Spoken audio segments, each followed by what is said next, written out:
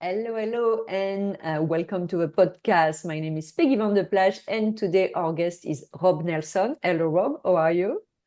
I'm wonderful. Thanks, Peggy. And And yourself? I didn't butcher your name, so I feel already fabulous about it. So I really want us to really jump in. I don't want to make a big intro because I really want you to explain what you're doing. So you're the CEO of Farmland in Canada. You're also one of the co-founders.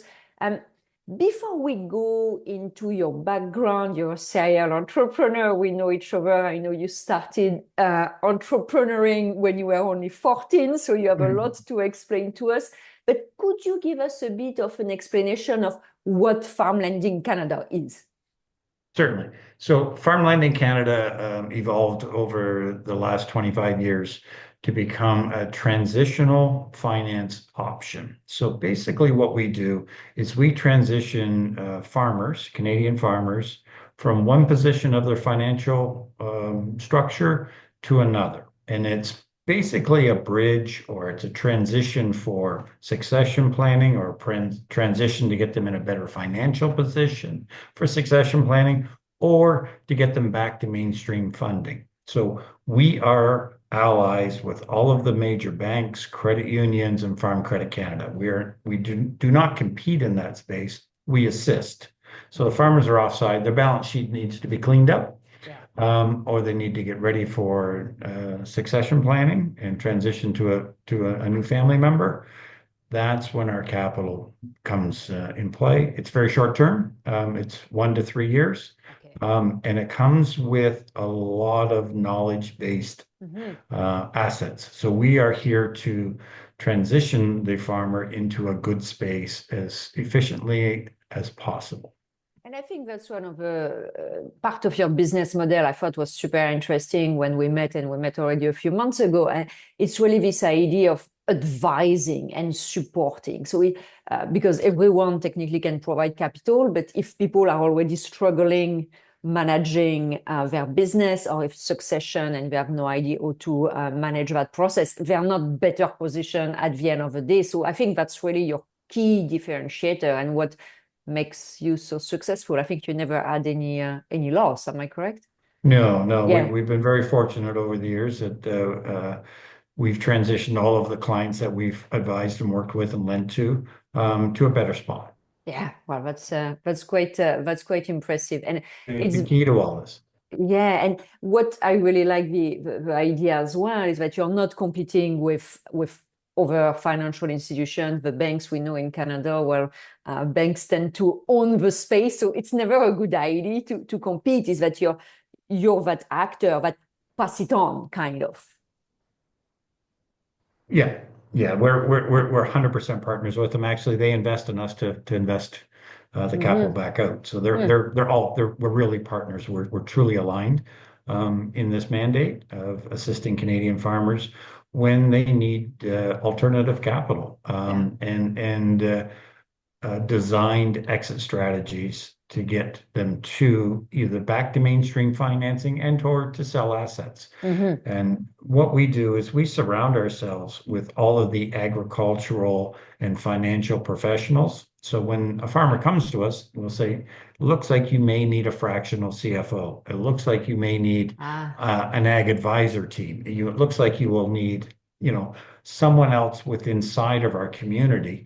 And so we connect everybody together because we don't pretend to be experts in all the fields. We're not tax experts or, sometimes family estate planning or Hmm. something Hmm. along that nature.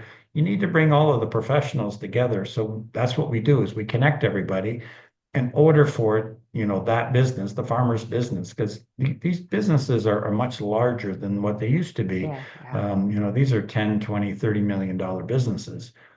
They need to be approached in the proper manner for tax structures, for mediation of making sure all family members are taken care of. There's Yeah. all kinds of different things that comes up. But yeah, so that's the connectivity Okay. um, That's is very great. important to us. Yeah.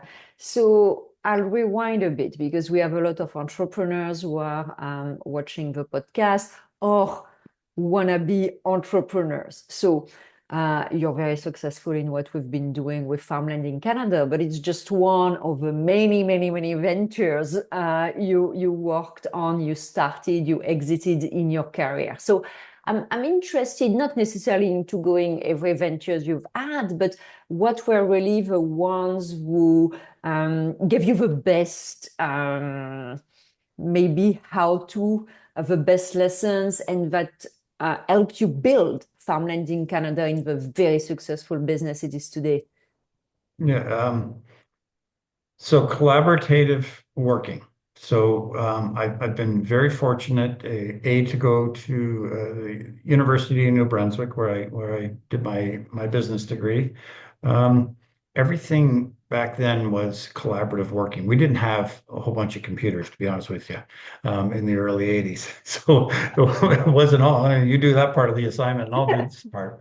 Um, UNB at that time had everybody had to work in teams. So you worked with the same team members throughout your whole business administration degree. Oh, wow. So Okay. that taught me So how you to better collaborate. like the people Um, because you're stuck with them. Yeah. yeah, so and they're all friends of mine that I worked with in that program 40 years later, Okay. since we all graduated in 87 and we still get together every year. Okay. So that it tells you that collaboration is extremely important in business. Yeah. And we all had specialties.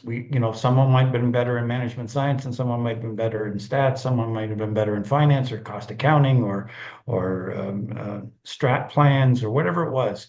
We all had our skill sets.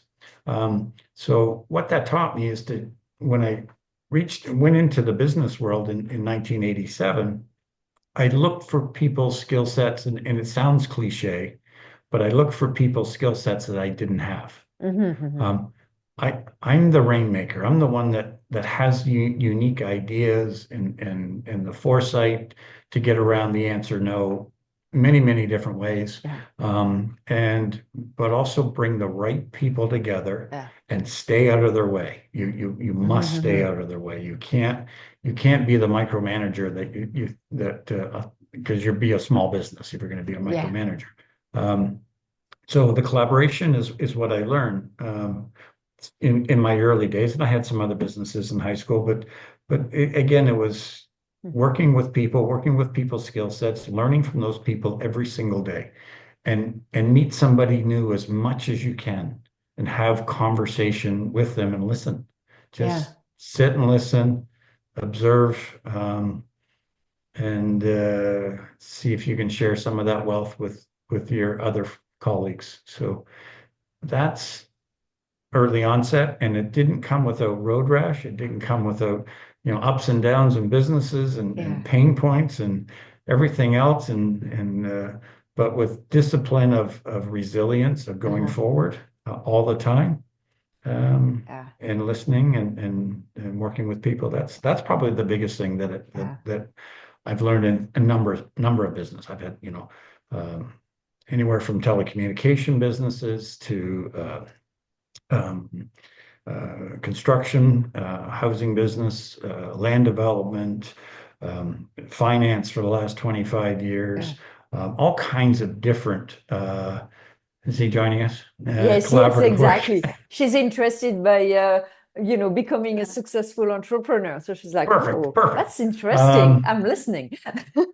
and so if you can gather the expertise that you don't have, and you can make them part of the end result. So if it's a win for everybody, so you Mm-hmm. make everybody partners, Yes, you very create an important. organization that has a collectiveness of knowledge sets. It doesn't really mean who owns what equity within inside of the firm, but if all the knowledge set is equal, Yeah, um, then everybody has success. Everybody will get some financial success out of it.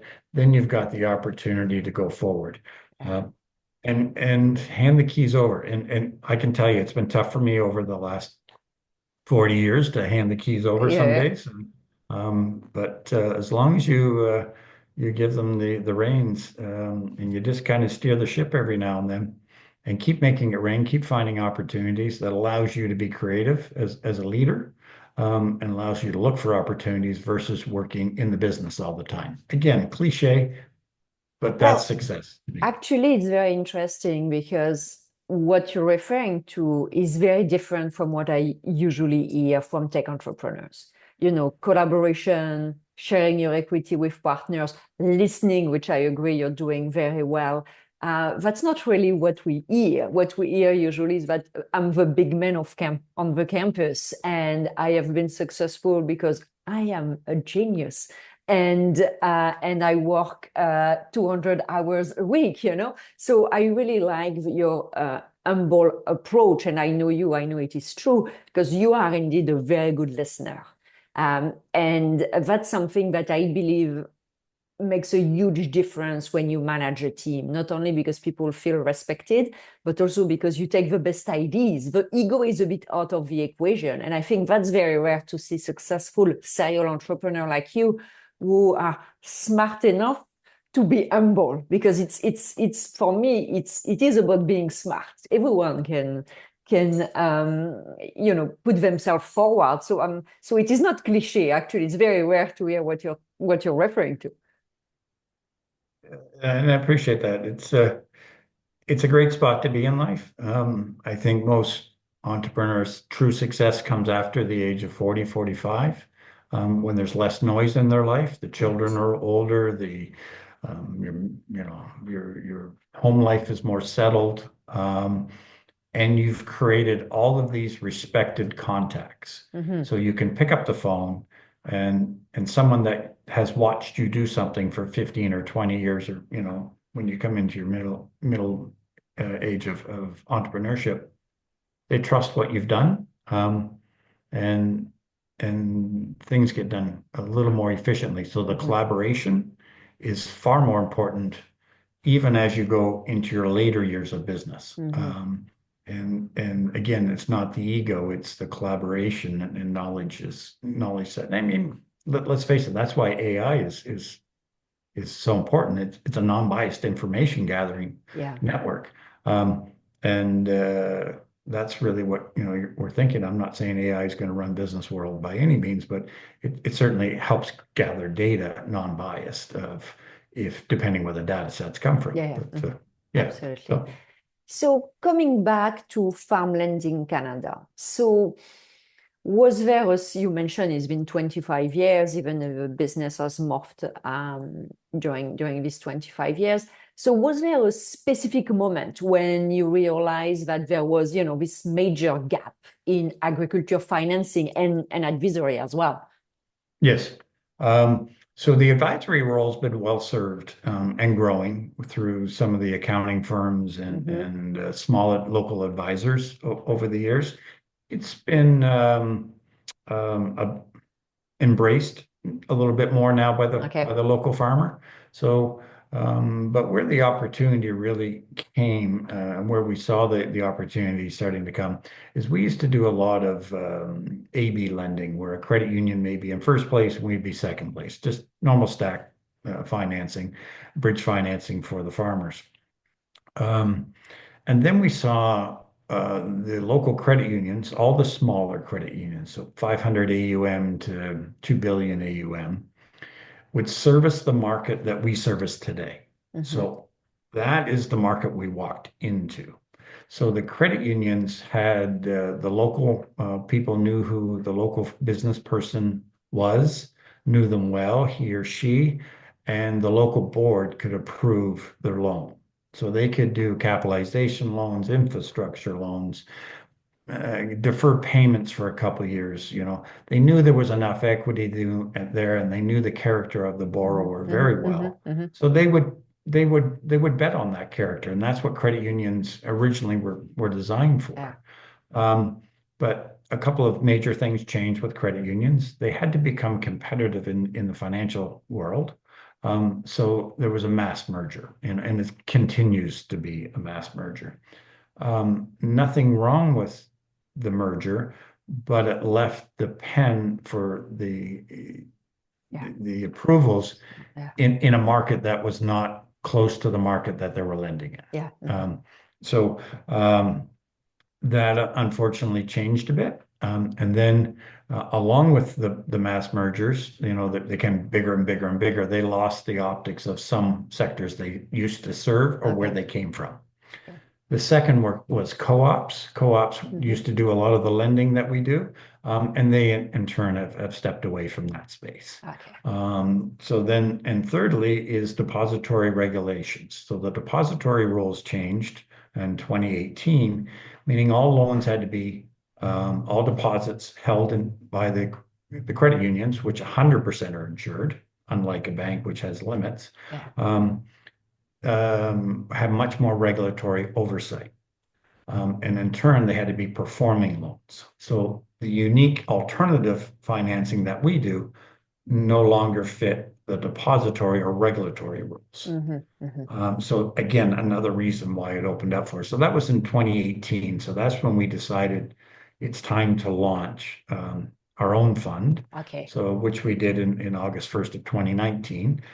So we put the team together in February of 2017, a Mm-hmm. very extensive team of people that had finance backgrounds, ag backgrounds, fund backgrounds, again, collaborative work. Yeah. We wanted to bring the best of the best of law firms, the best in servicing companies, everything together and say, what does this need to look like? And how do we have the agility with our first structure to move forward with Mm-hmm. the market? Mm-hmm.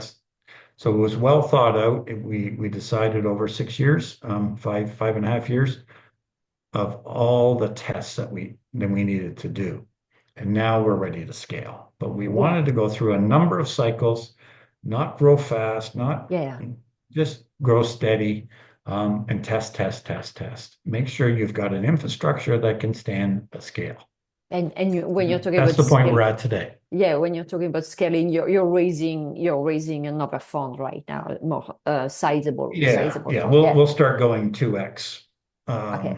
the size of the fund Yeah. now Yeah. each year. Okay. So it'll Oh, it'll okay. start doubling. Okay. So Okay. Okay. for your AUM will basically go 2x every year now. But And it was the infrastructure wasn't there to do that until you tested every one of your documents, every one of your yeah. commitments, your software systems, underwriting guideline, like everything commodity, by Yeah. commodity. There's a lot of testing to do. So Again, it's funny because the way you approach the business is very different from that mindset of, oh, scale, scale, scale as fast as possible, and then catch what is breaking, So you did it the other way around, which was like test, proof of success, test, readjust, whatever. And now anyone who's investing with you, they know that it has been tested every way under the sun.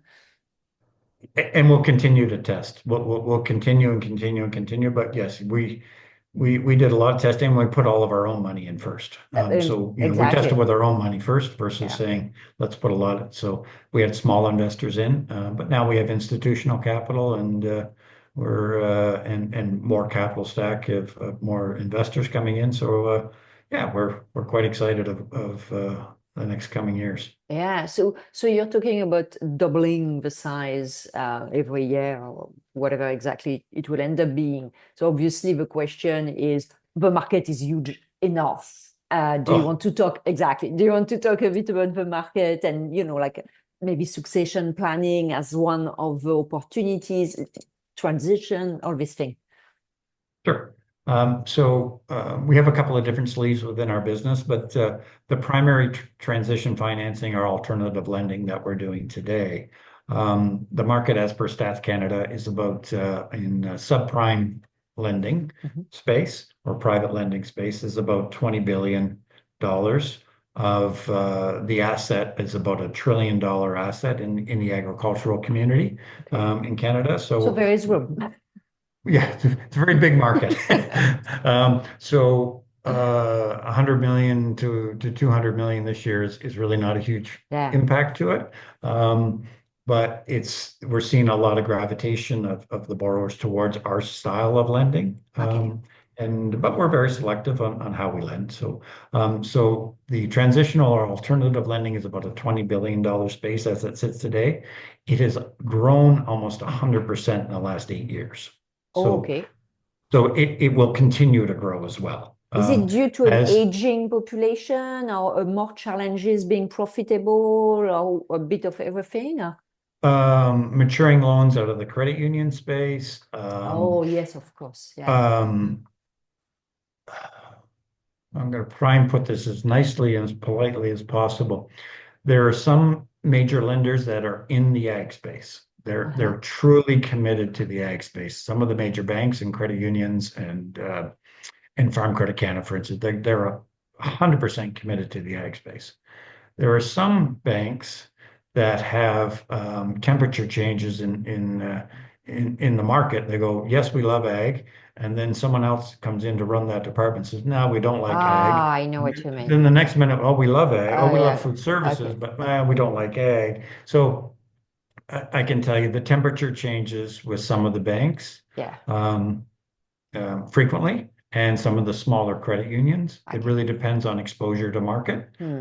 and risk appetite. It's all Yeah. returns for it's Yeah. not the highest returning asset. It's the safest asset, but it's Right. not the highest returning asset. Yeah. So if Okay. they can find another asset that they can put their capital to work in, which have a higher return, they move it. That's Okay. business. Yeah. Yeah. But that's opportunity for But us. that's that, because on the other side, you'd like to make sure that the person and organization in front of you is committed to your business, like Yeah, yeah. So you don't really care that no, you're not the most profitable business, for you, it's your business. this is all we do. Yeah, exactly, exactly. So that's also what you've seen creating a Yeah. lot of opportunities. So that would be the alternative lending side. Right. The succession planning or transition Hmm. planning Hmm. market is the major market that's available. Um, I've seen lots of different numbers, heard lots of different numbers of the size of the assets that need to change hands.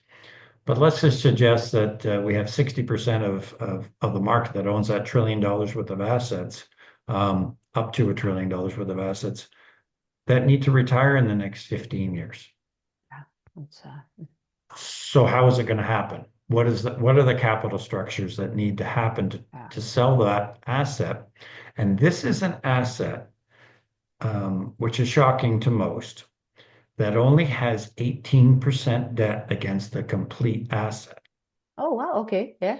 So you've only got, $180 billion of debt against $1 trillion. So it's the most liquid asset Okay. there is because of the amount of debt that's Hmm. very Hmm. limited debt that's against it. Problem being is who's going to own the new debt? Who are the buyers? What do the buyers look like?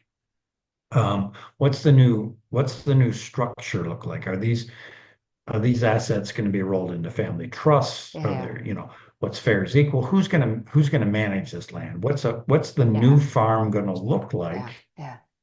in the coming years of Canada? Yeah. And I think it's going to be different. I think there's going to be much bigger farms and there's going to be much smaller farms. Hmm. The mid cap markets are going to go one way or the other. Hmm. Um, so we're going to cheat, the economies of scale is going to change. And the farmers to be competitive in the world markets, I think you're going to see much bigger. And we've seen it in Western Canada. We're starting to see it more here Okay. in Eastern Canada. But yeah, the farm size will be much bigger. Okay. The infrastructure will change, and that there could be ownership, partial ownerships by family trust. The whole farm's rolled up into a family Uh, trust and rented out to yeah. large Yeah. management Yeah. companies. I can see that. So, Children who might not want to go in that direction or don't have the abilities and but they still want to own they still want to own the family farm. It's been the in the family family for farm. 150 Yeah. years. They Yeah. don't want to give up. But Exactly. so they still want it.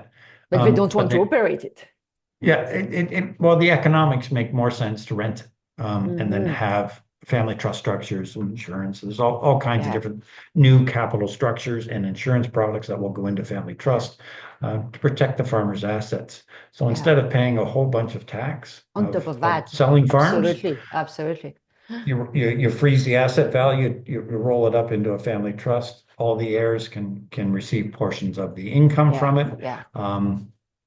And you the structures that we're seeing is that there's whole life policies put on the farmers, and as they pass on, that wealth rolls into the family trust, and Hmm. in turn pays a dividend Yeah. out to all of the heirs. So it solves a big problem that we see Yeah. today. What's fair is not equal in farming. Yeah. Yeah. So and so we're going to see different structures. Yeah.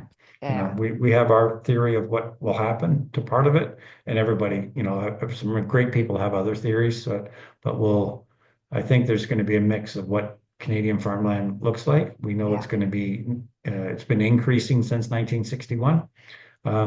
We've had a couple of dip years in the 80s, but besides that, we have not seen really any decrease in land values. Okay. So they're just increasing due to productivity of the land and Okay. demand, and due to demand of the commodities that we produce. But it'll flatten. Like we're getting, We at some point, yeah. everybody says it, Yeah. while we're getting to a peak, it's going to stop, and then it increases 16%. We look at it that it's flattened, and we kind of hold the values from a few years ago. Yeah. So in case there's some adjustments that come into play. So when we're lending, we're we're on the lower value. Yeah. But So you can see why, from an investment perspective, it's a compelling asset class, because as you're saying, the value is stable up, but stabilized. Very little debt on it, and I would think as well people pride are very proud of paying their debt and making sure that things are properly managed. So if I want to invest, or anyone who's watching was interested in farmland investing, that would be the main reason why it's so interesting. Do you see anything else? um, there's a few things. First of all, the character of the borrower Hmm. is Hmm. is completely different than any other character than when you're underwriting your five C's of credit. Um, this is a character that no other borrower in any other asset class has. Hmm.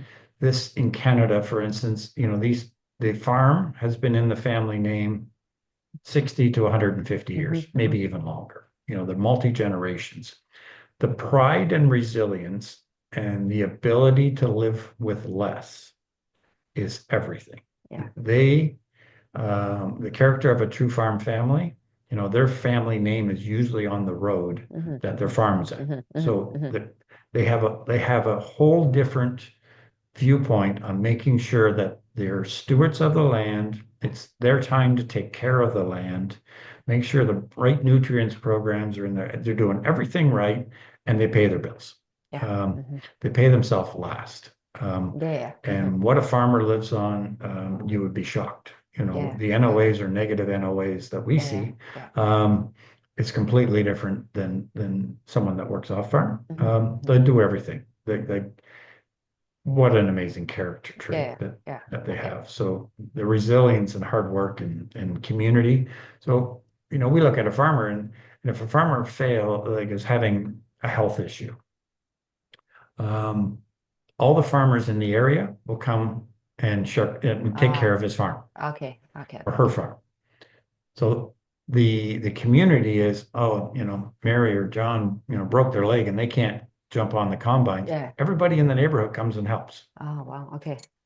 Now, if you had that same problem with the car dealership, and Yeah. one car dealership across the street and the other guy broke his legs, well, the other guy's going to do everything he can to sell more cars for that Yeah, week. exactly. You know what I mean? It's a different mindset. Yeah, yeah, yeah. Nothing against car salesmen, because I don't buy a No, lot no, of but cars, well, yeah, well, but could be anything. it's Yeah, a yeah, different. It's not the same. It's yeah, not as community oriented. yeah.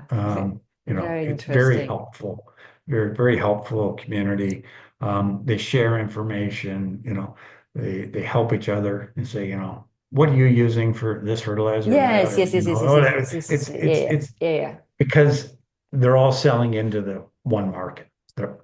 It's not like they're fighting to Yes, say for the consumer. They're selling into the, Chicago Board of Trade. They're yeah. they're selling into one market, I understand. and the Yeah, price is fixed. It's yeah, not yeah. like it's You're how much gonna more this yield and can the I other one. get? Yeah, yeah, exactly. Yeah, Yeah, yeah, exactly. So yeah. it's a So different mindset. everyone wins. And so last question, we're already unfortunately out of time, but if you're thinking about, Canada, obviously food safety is important everywhere in the world, but what is really, I would say, positive or exciting about the future of, Canadian agriculture? And obviously you're supporting farmers. So what is really getting you full of energy with what's happening here? You say maybe there's going to be like some consolidation. Anything else you see as being very exciting in the space? I think foreign trade. I think foreign trade markets, and the even with the geopolitics that we're dealing with our friends from the south, um, I think we've been very agile and we've repositioned our shipping of where some of our trade partners are. I think is well aligned with the ability for Canada to grow and grow more Okay. different needs for countries around the world because we do export 70% of Mm-hmm. Canadian agricultural. Um, Mm. so that I see as a strong positive, but I also see a strong positive as an opportunity of some of the commodities that we import. I see us pivoting, lettuce, for instance, we only grow 5% of our own lettuce. Well, why don't we grow 40% or Oh, 50%? interesting. Okay, okay, okay. There's all kinds of commodities that we're importing Mm, that I think, as a sovereign nation, we can say, mm. let's look at a few other Rebalance. of the Mm, mm, staples that we may because we have the infrastructure, we have the water, mm-hmm, mm-hmm. we have water, we have great soil, Yeah. we have potash, we have all the right things that we need to be a strong agricultural community. Mm, Um, and we have the land. mm-hmm. Gosh, we got lots. Yeah, When you compare us to the U.S., our market is only they're like 1.4, I think. yeah, I could be a little off there, but only about 1.4 times the size we are in yeah. agricultural. Where we're used to saying the U.S. is 10x us. Everything's Yeah, 10x. yeah. They're always 10. But Well, not they're here. not in this case. Yeah, yeah. Ah, And they're going to have some problems in the Midwest and down to California. They're running out of water. yeah, absolutely. We're not Yeah, running out of water. We're yeah, irrigating. We're doing a bunch of things. yeah. So I won't see the huge land value increases in my lifetime, but 60, 70 years from now, we're going to have some of the best agricultural land in the world, Hmm. bar none. So that's what I see the future more in Midwest. So yeah, there's a lot of good things that are happening in Canadian agriculture. The government's investing more and more. Um, Provinces are, both federal and provincial. So um, I'm excited to be Yeah. part of the vision and where we're going to go and what the new Canadian agricultural sector Yeah. will look like. Very interesting. Thank you so, so much, Rob, for taking the time because, you know, crossing lending, financing, the world of finance and the world of agriculture is something, to be fair, I had never looked at before we started talking a few months ago, and I was fascinated by that. I learned a lot, and I'm sure people who were listening today learned a lot and are probably going to do a bit more research. But thank you so, so much for taking the time. Good luck with the fund. Are you still raising or you're closed? Always raising. Always We raising. have Okay, we so have a if thirst for people, capital, so we're always okay, raising. so if people who are interested, they can contact you, Rob Nelson, Farmland in Canada. And a last word? Thank you. Thank you for your time. It's been a pleasure to getting to know you and the reach that you have and your audience and learning a lot from you. I really, really appreciate it. Um, no, we're happy with our mandate and we look forward to supporting the Canadian agricultural community. Yeah, Everybody eats 2, 3 times a day. This is this is the one asset yeah. that I'll say is you cannot promise any returns by any means, but it is the number one need of all humans. Before We housing, tend to before forget that. anything Yeah, else, exactly. it's the number one need. Exactly. And unfortunately, everybody just thinks stuff shows up at the grocery store. There's a massive Yeah, infrastructure in yeah. behind the scenes. So Thank you yeah. so much for really bringing more light to the space, Rob, and really looking forward to staying in touch and hearing more about the great things you're doing in the space. Thank you very much, Peggy. Thank you. Have a Real great day. pleasure. Bye, Have a Rob. great day. You too. Bye Bye. bye.